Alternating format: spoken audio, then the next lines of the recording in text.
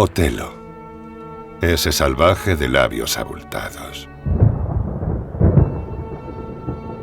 Dios, pudiste haberme dado todas las penas de la pobreza y del oprobio, haber hecho de mis victoriosos trofeos un montón de ruinas y una mentira.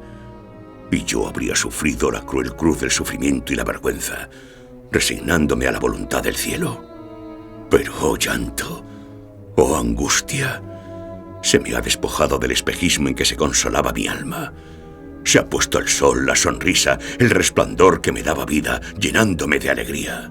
Finalmente tú, sagrado geniecillo de la fresca risa, cubres tu divino rostro con la máscara del infierno. Te empuja tu demonio. Y tu demonio soy yo. Soy traidor porque soy humano. Otello de Verdi. Estrena l'1 d'agost de 2015.